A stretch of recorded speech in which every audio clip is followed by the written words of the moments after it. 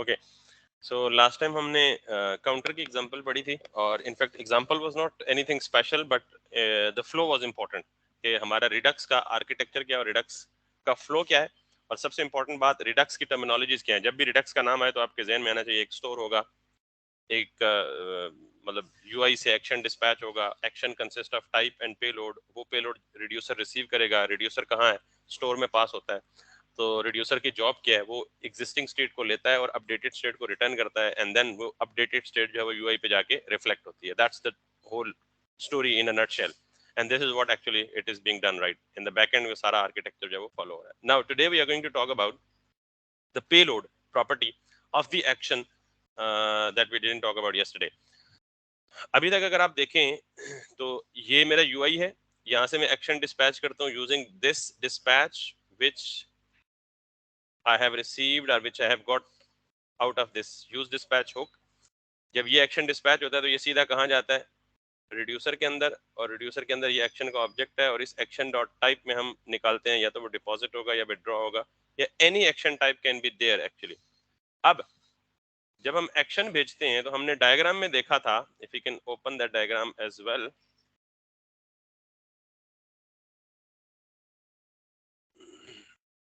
इस डायग्राम में हमने ये देखा था कि जब हम एक्शन डिस्पैच करते हैं तो यहाँ से एक्शन में दो चीजें होती हैं, एक type this case is deposit और दूसरा पेलोड 10।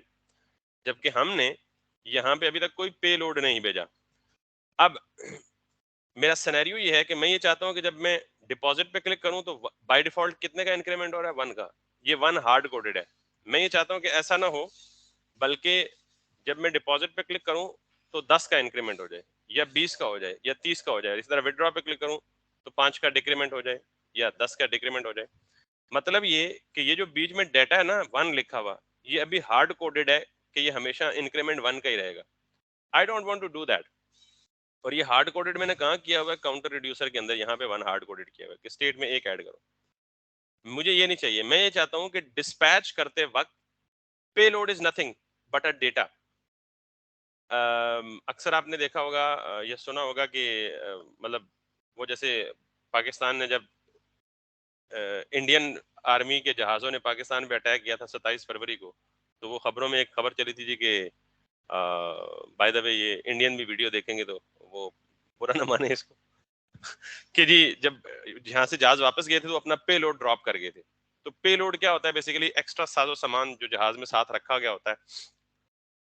तो यहाँ पे लोड वहीं से आप यूं समझ लेंगे टर्मिनोलॉजी के कोई भी एक्शन डिस्पैच होते वक्त साथ में जो एक्स्ट्रा डेटा, यहाँ एक्स्ट्रा साजो सामान से मुराद एक्स्ट्रा डेटा बेसिकली। तो लेट्स सी, यहाँ पे मैं कोई भी डेटा दे सकता हूँ पे लोड में। अरे भी भेज सकता हूँ, नंबर भी भेज सकता हूँ, स्ट्रिंग भी भेज सकता हूँ, ऑब्जेक्ट भी भेज सकता हूँ। पे लोड में कुछ भी डाल के भेजा जा सकता है।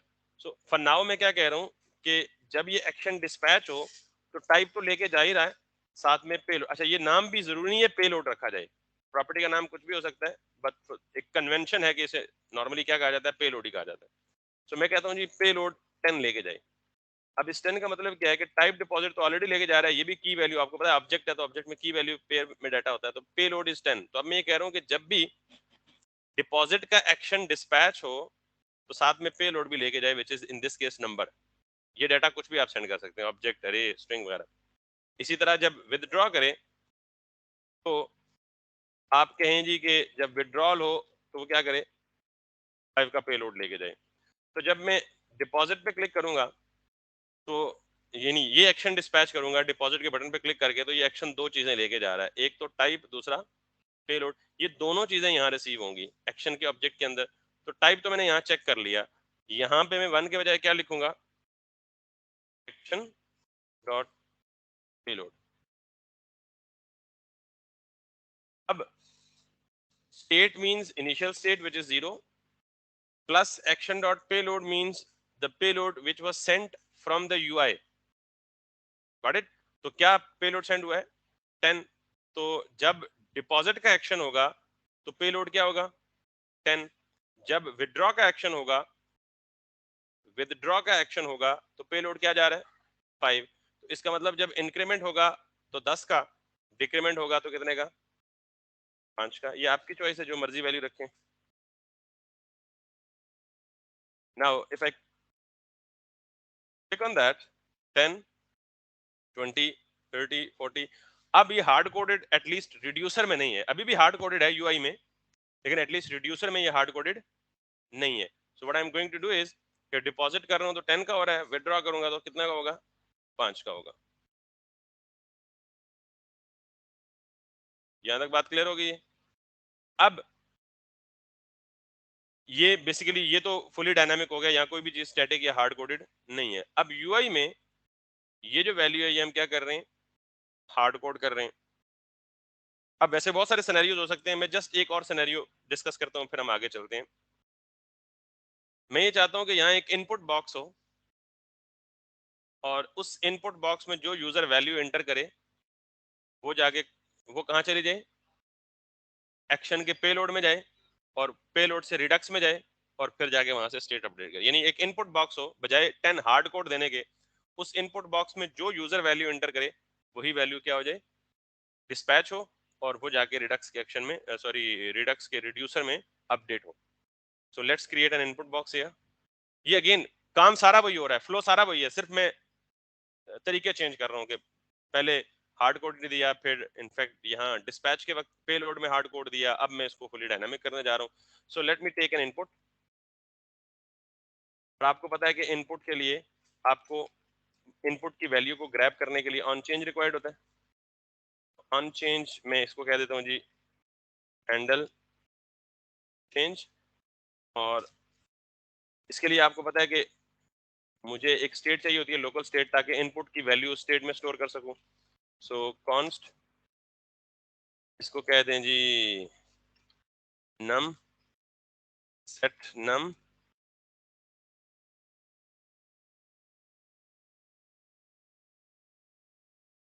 यूज स्टेट, और इसने ऑटो इंपोर्ट भी कर लिया और बाय डिफॉल्ट इस स्टेट की value 0.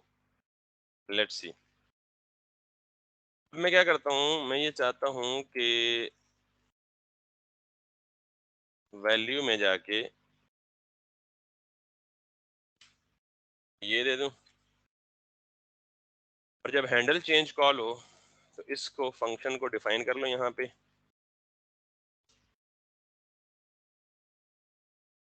Const handle change this this this this set num, और इसमें क्या कर दूं,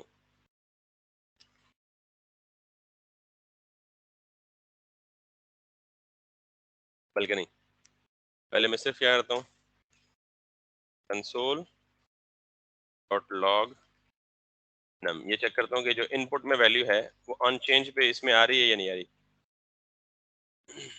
अच्छा, वैसे हमें ऑन चेंज पे कंसोल नहीं करानी, बल्कि ऑन चेंज पे इस स्टेट में सेट करनी है, नम की स्टेट में. ठीक है. सो इसको मैं ये करता हूँ एक कॉल बैक फंक्शन के जरिए, सेट नम, और ये है एक इवेंट ऑब्जेक्ट आएगा. उस इवेंट ऑब्जेक्ट में ई डॉट, हमने फॉर्म हैंडलिंग की हुई है ना मैनुअल, डॉट वैल्यू. अब जो भी वैल्यू यूजर इनपुट करेगा वो बेसिकली इस नम की स्टेट में सेट हो जाएगी. Let's see if it is working और नॉट. तो अब मैं डिपॉजिट के बटन पे क्लिक करूंगा तो ये मैं डिलीट कर देता हूँ. अब मैं चाहता क्या हूँ कि मैं इनपुट बॉक्स में जो भी वैल्यू एंटर करूं और फिर डिपॉजिट पे क्लिक करूं तो ये फंक्शन कॉल हो, और इस फंक्शन में ये वैल्यू जो यूजर ने इनपुट दी है ये डिस्पैच होकर कहाँ चली जाए, रिड्यूसर में चली जाए या रिडक्स स्टोर में चली जाए. ठीक है. सो आप इसे हैंडल चेंज के बजाय क्या कह लें, हैंडल क्लिक या handle deposit is the more meaningful name. और इस हैंडल डिपॉजिट को मैं यहाँ कॉल करूँ, यानी अब जब ये डिपॉजिट पे क्लिक हो तो डायरेक्ट एक्शन डिस्पैच ना करे बल्कि इस लोकल फंक्शन को कॉल कर ले. अब इसके अंदर आके मैं क्या करता हूँ, जब भी ये फंक्शन कॉल हो तो ये डिस्पैच करे. खैर, और ये क्या डिस्पैच करे, दो चीजें. पहली चीज type, which in this case is deposit or payload, which in this case is num. Make sense? अब जब ये num चला जाएगा डिस्पैच होके स्टोर में, तो स्टोर से वापस सेलेक्ट होके किस में आएगा, काउंटर में, और काउंटर यहाँ पे शो हो जाएगा. Now let's see if it works. Withdraw पे कुछ भी नहीं होगा. विड्रॉ पे जो भी वैल्यू होगी वो 5 डिक्रीमेंट हो जाएगी. वो स्टिल हार्ड कोडेड है, but this has become now dynamic. Now if I refresh it, by default इसकी वैल्यू 0 है. अगर मैं यहाँ 9 करता हूँ डिपॉजिट, तो यहाँ क्या हो गया, 9 9 9 9. And this is not actually what we were expecting. ये क्या कर रहा है, वैल्यू को कॉन्कैटिनेट कर रहा है. क्या कर रहा है, उसकी वजह बता सकती हूँ. बाय डिफॉल्ट जो इनपुट बॉक्स होता है वो अपनी वैल्यू को क्या ट्रीट करता है, स्ट्रिंग ट्रीट करता है. क्लियर बात? तो मैं यहाँ पे क्या करूंगा, सिंपली जो भी टेक्स्ट बॉक्स से वैल्यू आ रही है वो कहाँ सेट हो रही है, इस नम में सेट हो रही है. तो टेक्स्ट बॉक्स की डिफॉल्ट वैल्यू क्या होती है, स्ट्रिंग. तो मैं ये करता हूँ कि इसको एम्प्टी स्ट्रिंग रख लेता हूँ, और जो वैल्यू नम में आएगी वो स्ट्रिंग होगी. इसको यहाँ पे कट करके, दो तरीके हैं. इंटीजर को पार्स करना आता है ना जावास्क्रिप्ट में. ये नंबर बिल्ट इन फंक्शन है जावास्क्रिप्ट का, जो बेसिकली जो भी आर्गुमेंट पास करेंगे अगर वो स्ट्रिंग होगा तो उसकी पार्सिंग कर देगा नंबर में. एक तरीका ये है. Let's see if it works.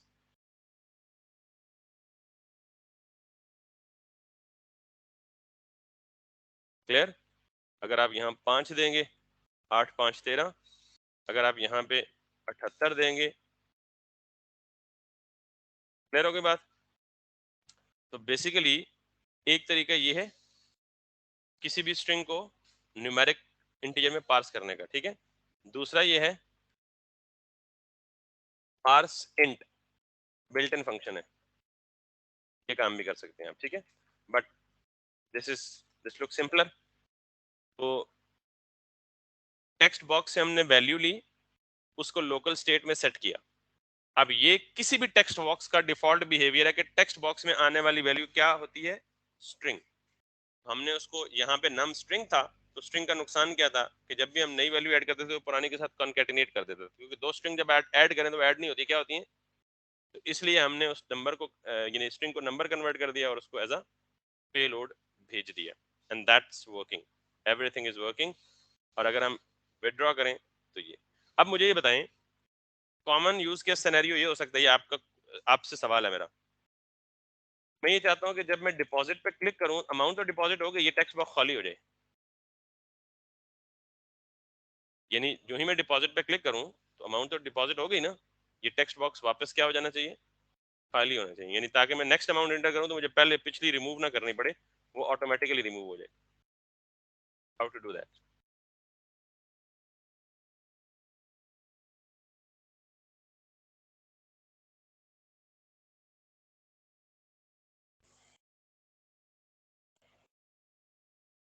देखें, एक्शन ये डिस्पैच हो रहा है ना, यहाँ से वैल्यू, मतलब ये जब लाइन चलेगी तो वैल्यू रिडक्स की तरफ जा चुकी होगी. उसके बाद नीचे आए और इस सेट नम को कॉल करके क्या कर लें,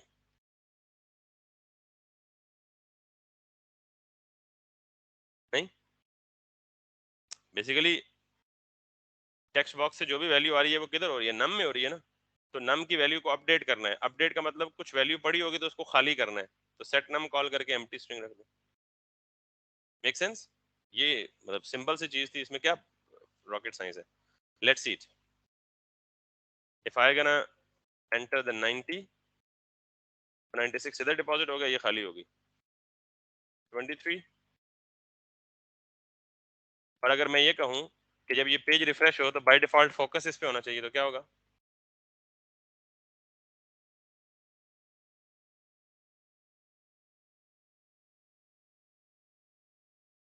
यूज रेफ.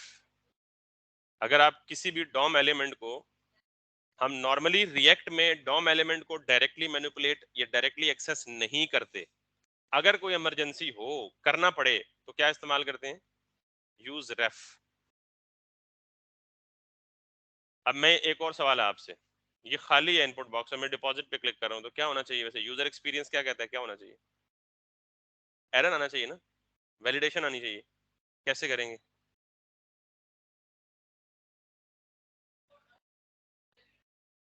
नहीं, मैं यही तो कह रहा हूँ ना, लेट्स सपोज यूजर है ना, यूजर तो शरारती भी हो सकता है कि वो जान के पंगे ले रहा है कि बगैर वैल्यू एंटर किए डिपॉजिट पे क्लिक कर रहा है, तो it is saying nothing. User को कोई ना कोई मैसेज तो आना चाहिए ना। So what should be there validation के, यानी अगर बगैर कुछ एंटर किए यूजर डिपॉजिट पे क्लिक करे तो एरर आना चाहिए ना कि प्लीज एंटर अ वैल्यू। तो ये कैसे करेंगे? फॉर्मिक का तो जिक्र ही नहीं किया मैंने अभी पूरी में। Formic is not the only solution. Formic तो जब बड़ा सारा फॉर्म हो, कॉम्प्लेक्स हो, ये छोटी मोटी चीजों के लिए तो हम स्पेशली इतनी बड़े काम, इतने बड़े तर्जुमा तो नहीं करेंगे। देखिए, हैंडल डिपॉजिट जब फंक्शन कॉल होता है ना, तो यहाँ हम पहले चेक कर लेते हैं कि इफ जो नम की वैल्यू है दैट इज नॉट कर लें, इफ नॉट नम, यानी अगर नम में कुछ नहीं है तो क्या करें, और एल्स में क्या करें। अगर यहाँ पे कुछ नहीं है तो सिंपली फिलहाल आप अलर्ट करवा सकते हैं या प्रॉपर एरर की स्टेट डिक्लेयर करके उसमें।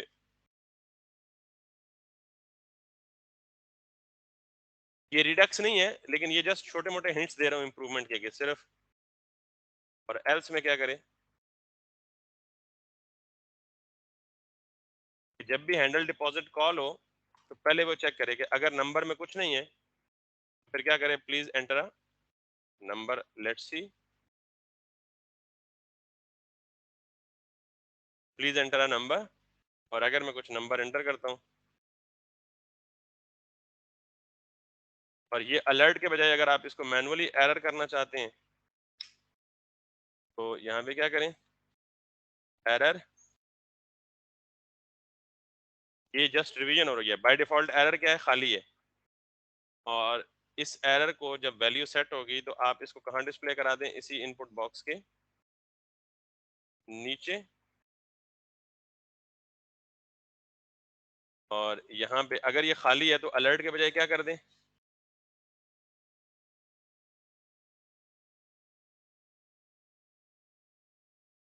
क्लियर।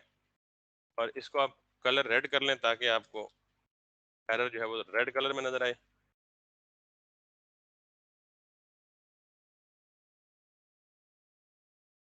फिर नाउ गो बैक, और बगैर कुछ एंटर के डिपॉजिट करें तो क्या कह रहा है, प्लीज एंटर अ नंबर।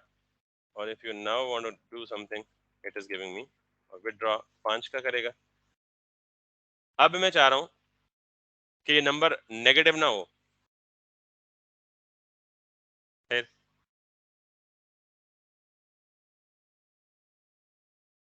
देख रहे हैं ना कि अगर ये नंबर पॉजिटिव हो, if I deposit anything like this,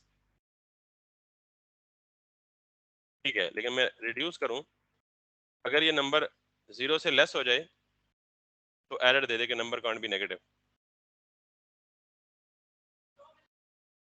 जहां भी लगाएं, कहाँ लगाएं, विदड्रॉ पे क्यों लगाना पड़ेगा बेटा? अच्छा,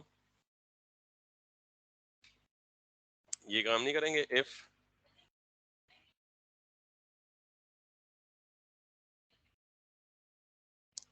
डिक्रीज वही कर रहा है, लेकिन डिक्रीज हो कौन रहा है, डिक्रीज हो कौन रहा है, नंबर। हमारा तो ताल्लुक इसके साथ है ना, चेक तो इसको करना है। बेशक कर जो मर्जी रहा है, एजेंट जो मर्जी है। If num is less than 0, तो क्या करे,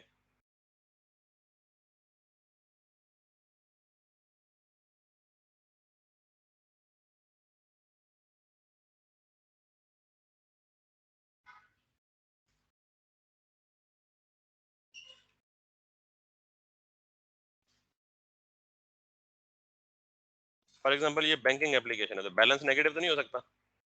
और जब ये एरर आए तो साथ ही में क्या कर दे, अगला कोड ना चलाए, जब ये एरर आए तो यहीं से रिटर्न कर दे।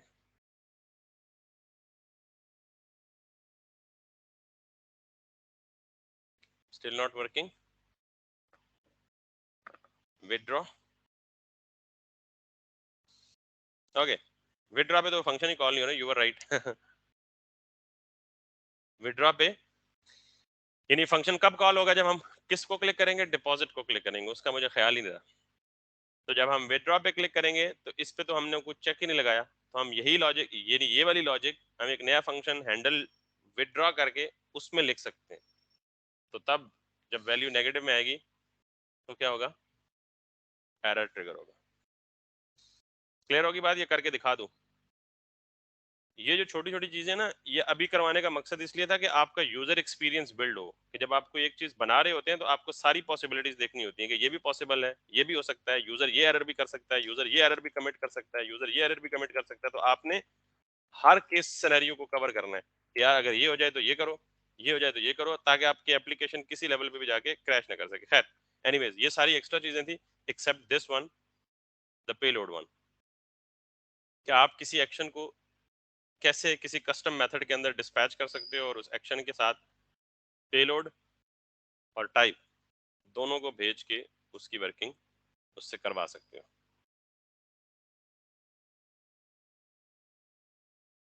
क्लियर होगी बात?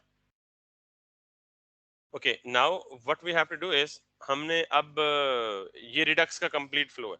अब हमने एक छोटी सी टू डू ऐप बनानी है और जिसमें हमने करना है कंप्लीट रिडक्स को इन्हीं चीज़ों को एक प्रैक्टिकल एप्लीकेशन में यूज़ करना है, और उसके लिए हम छोटी सी टू डू ऐप बनाएंगे और फिर उसके बाद उसके आगे चलेंगे।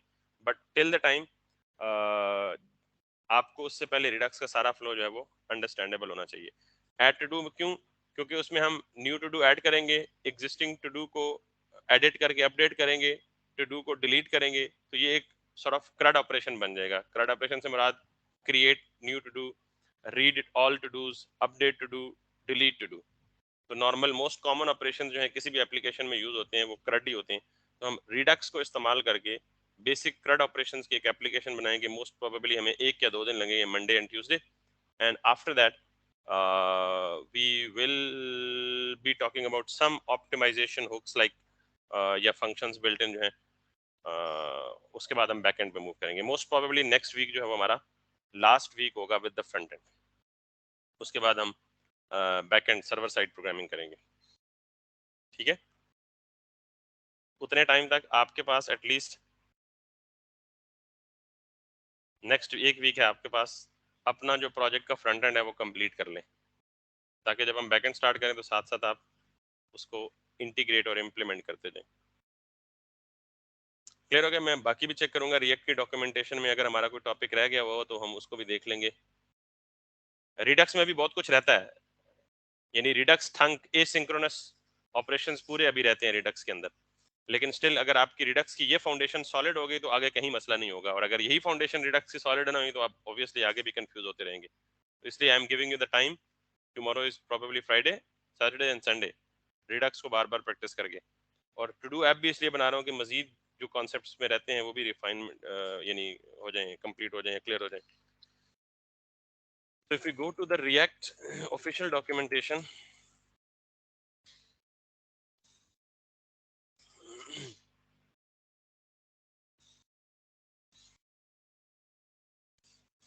हमने create new react app, main concepts में हमें JSX देख लिया, एलिमेंट रेंडरिंग देख ली, कंपोनेंट्स एंड प्रॉप्स देख लिया, स्टेट्स देख ली, लाइफ साइकिल मेथड्स नहीं देखे क्योंकि life cycle method normally class based components में ज्यादा यूज होते हैं, लेकिन we can discuss it in functional component as well. Event को हैंडल करना देख लिया, कंडीशनल रेंडरिंग देख लिया, लिस्ट्स एंड कीज देख लिया, यानी लिस्ट को मैप के जरिए कैसे रेंडर करते हैं, फॉर्म्स को देख लिया, यूजिंग फॉर्मिक भी देख लिया, स्टेट लिफ्टिंग को देख लिया। ये चीजें हमने नहीं देखी। Composition versus inheritance class based components में ज्यादा यूज होती हैं। फंक्शनल कंपोनेंट्स में या सिंपली अगर आप ऑब्जेक्ट्स की बात करें तो वहाँ प्रोटोटाइपल इनहेरिटेंस होती है, प्रोटोटाइप इनहेरिटेंस, उसको भी कभी देख लेंगे, वरना इतना ज्यादा ऐसा उसकी जरूरत है भी नहीं, एडवांस लेवल पर ज्यादा यूज होती है।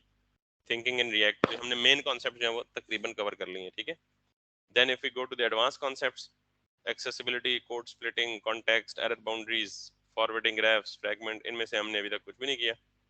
सो पोर्टल्स, रेफ्स एंड डॉम्स और स्ट्रिक्ट मोड और वगैरह, इनमें से हम देखेंगे। सारे कॉन्सेप्ट तो नहीं करेंगे ऑब्वियसली, फिर हम 4 महीने रिएक्ट में ही बैठना पड़ेगा हमें।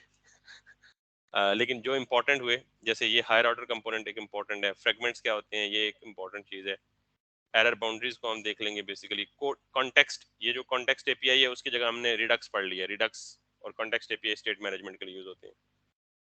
एंड देन ये रेफ्स एंड डॉम हमने देख लिया।